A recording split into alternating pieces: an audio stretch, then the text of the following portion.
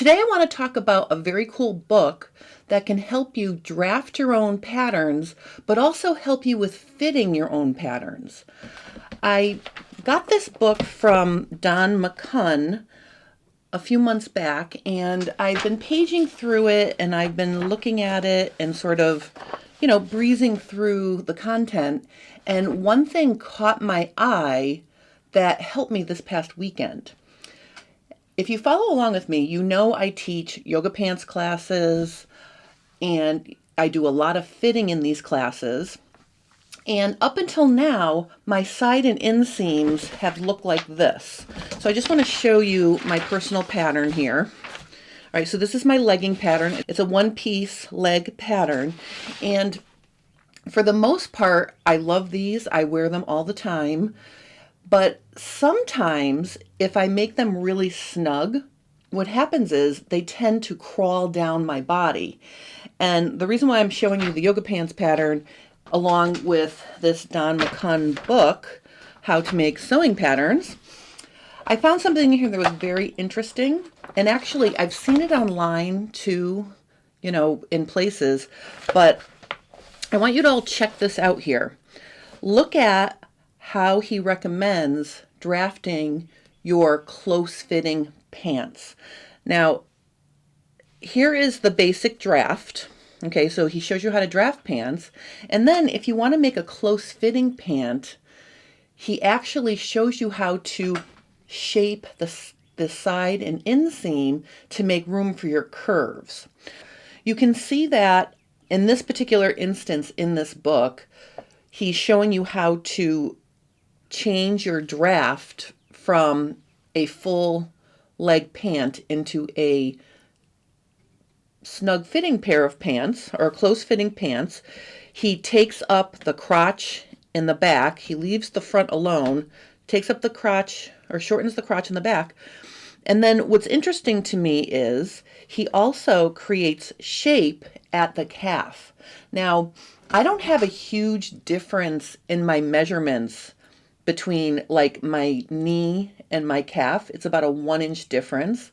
But when you're making leggings and you're tapering down to a close fit at the ankle, the pattern gets significantly skinnier as you go past the knee. And I think this might help my little creeping problem I have sometimes. So when I make leggings, if they're not super snug, I don't have the problem.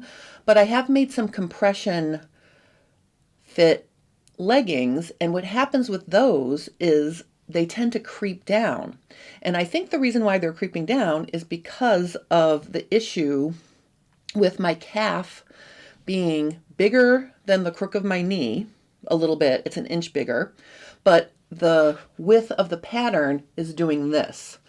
So let's take a look at my legging pattern here. You can see I checked, or I compared my measurement to the paper pattern. So up here at the upper thigh, my thigh is 25.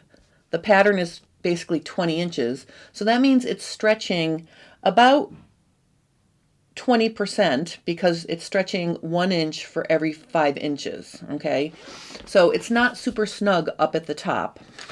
Then when I get down to my crook of the knee, there is like a 4-inch difference between me and the pattern, which means I'm approximately stretching 50% now because I'm stretching 2 inches for every 5 inches. If we go down to the calf, there's a 6.5-inch difference between me and the pattern. I'm 15, the pattern's 8.5. So that means at the calf, it's very snug and it needs to stretch almost 75%. So that's a huge, tight area. And then down at the hem is interesting because my hem measurement is only 1 inch smaller than my measurement. So the whole hem only has to stretch 1 inch to get around my ankle. So what that's telling me is, because it's looser below and it's also looser above the calf, as I wear my leggings, I think that tightness causes the fabric to crawl down my leg a little bit. So in order to fix this now, and I'm going to test it, but I just want to put a little piece of paper under here, and I just want to show you like this. And you can see I don't need a lot of paper. I'm just going to put like just a little bit here. Actually, let me do it like this. Okay, and so what I've done is I've created a situation where I'm adding paper to my calf area. And what I want to do here is I want to create a little bit more room in my calf so it's not quite as tight. So what I'm going to do is I'm going to add a 1/2 inch on each side, like this. And I'll add a 1/2 inch over here. So that's going to give me an extra inch at my calf. And then I'm just going to use one of my French curves. I have this little one handy here. And I'm basically just going to create a situation where I very carefully blend that in. You know, I don't want it to be too dramatic. And I might fine tune this a little bit, but basically I'm going to create the room that I need in my calf here, like this. You know, something like this. And then, you know, I can fine tune it. Like that might be a little bit much. So let me get my bigger French curve here. And actually, let me just fine tune this just a little bit here like this.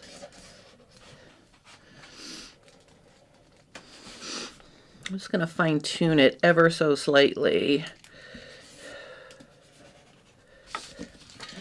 Okay, so what you can see here is I've added all of this room to my calf area, and I'm blending back to the crook of my knee, okay?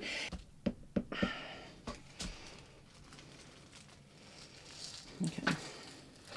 All right, so let me just cut these off so you can see.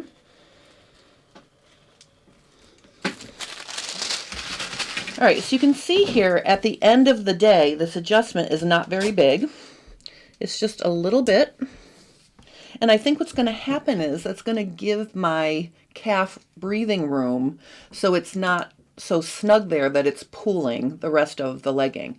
So I just thought this was a really cool thing. I'm going to try it. I'm sorry I haven't tried it yet, but you know, I discovered this over the weekend, and actually I was going to share these little snowflake screwdriver things with you today, but this is an epic fail. So if you see these on Amazon or if you see these places, do not buy them, because they're not accurate. And I thought, oh, this would be really cool to share, because you could use the straight screwdriver to take your, you know, change your needles or change your presser feet. It's too wide, and actually they're die cast, meaning this whole thing was made by metal pouring into a mold. So they're very not precision. Let me just put it that way. So while this is a cute little thing, and I was going to share this with you today as my cool tool, I'm not sharing it. Well, I'm telling you, don't buy these, because they really aren't fabulous. The one thing they are cool for is there is a bottle opener in here. So if you need a bottle opener, great. And you know, it's a fun looking thing, but I don't think it's going to be super useful. So I was kind of caught without a cool tool today. And when I was working with one of my students this weekend to help her fit her yoga pants, this was something we talked about. And I'm fairly certain, even though I haven't tested this, I feel like this is really going to help the fit of my legging. So in addition to that, though, there's a lot of other great information in this book. So again, if you want to try drafting a pattern from scratch, I feel like this is a very user-friendly book to do it with. It's not as much as, let's say, the Helen Joseph Armstrong drafting book which I also use. I think this is a little bit more of a streamlined process. And I think if you're new to drafting and you want to give, drafting a try, I think this is very common sense and pretty easy to follow. So there's pants in here, and there's also